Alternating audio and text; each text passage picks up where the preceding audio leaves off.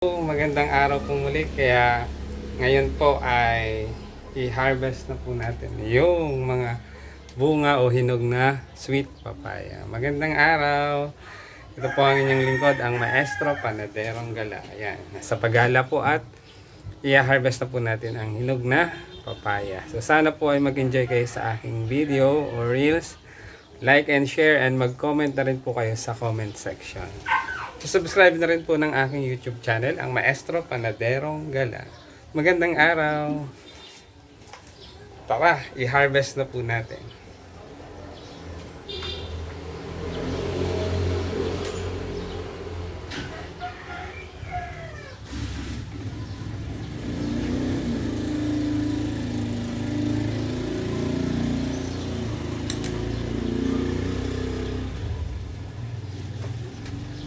Yan, one down.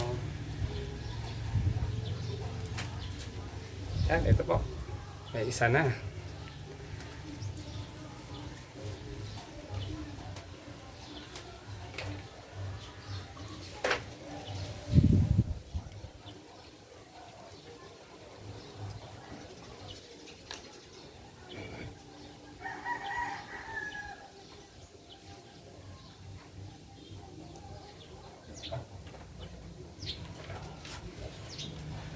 Two down.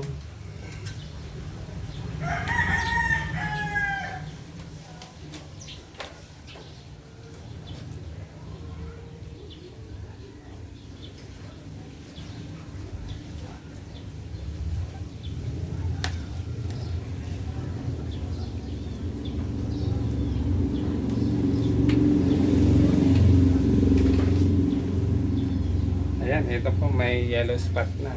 3 down.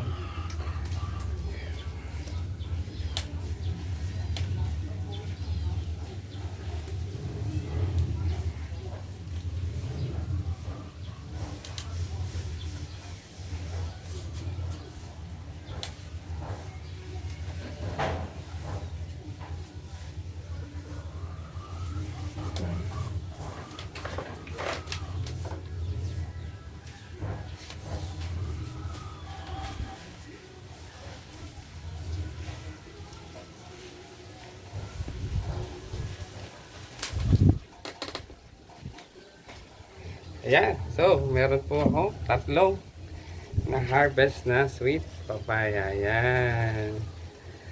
Ito po, hinog na ang sweet papaya. Ayan, yung iba pong may mga yellow spot. So later na po natin i-harvest. Siguro mga 3 days or 4 days po. Pwede na natin kunin yan. May mga yellow spot na or sinag na or silay. Ayan.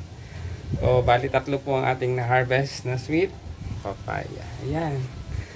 Sana po ay nag-enjoy kayo sa aking video, reels, like and share, and mag-comment na rin po kayo sa comment section.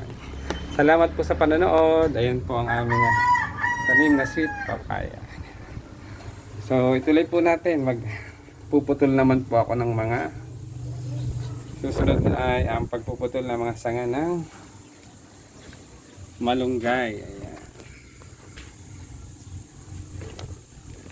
Bawasan na po natin yung matataas at mahabang dahon ng malunggay o sanga ng malunggay at madre cacao.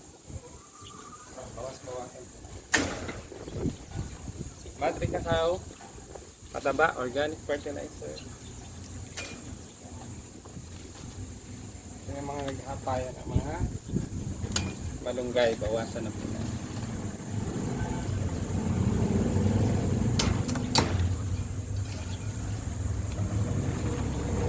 Gagawin ko po yung pataba.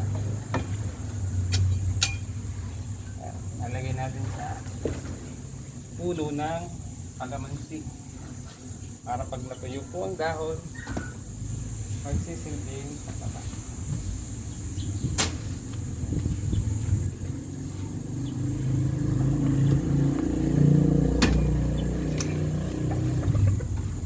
Malunggay. Yan. Sino po ang gusto ng dahon ng malunggay? Gagawin po siya organic fertilizer.